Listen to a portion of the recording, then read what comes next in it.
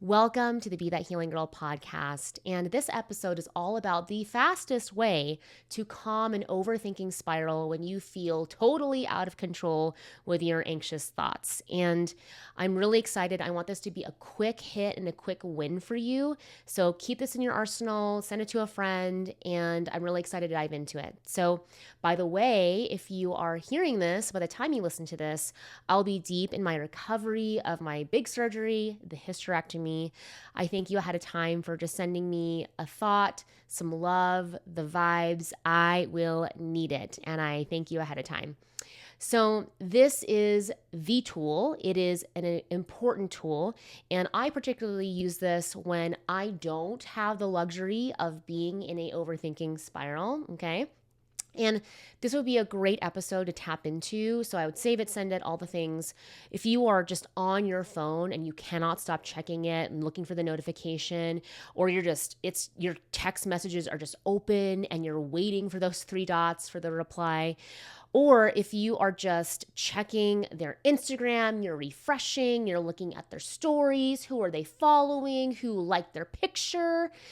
And I just hope you feel that I have totally been there. And so when I say this tool is so helpful, it's a great first step. I really, really mean it. So this one tool is what I would consider the way to maximize being present, okay? When we can give our full focus, our full attention in that moment to our body and to what we're feeling in the moment, it is so important and a tool that all of us have access to. And don't overthink it or minimize it, is taking a deep breath. And so what I want you to do is not just like because if you are breathing through your chest, that is not going to slow down your nervous system, okay?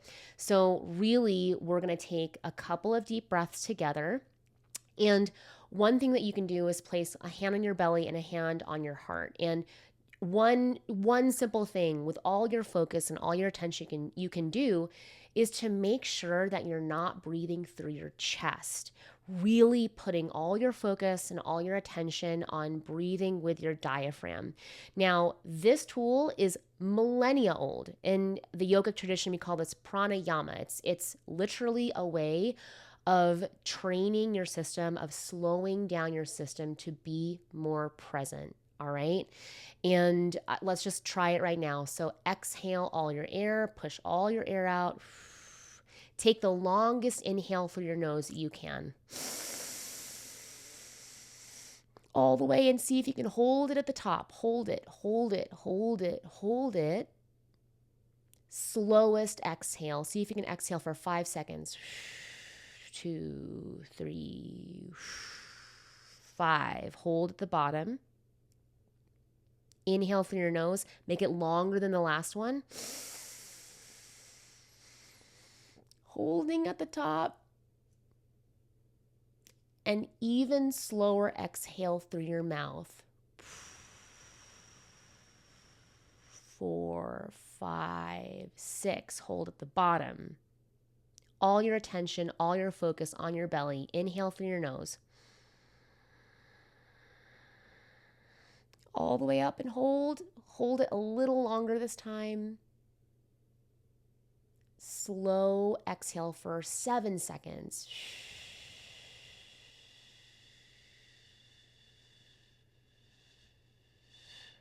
You can keep breathing that way as I kind of give a little reframe here.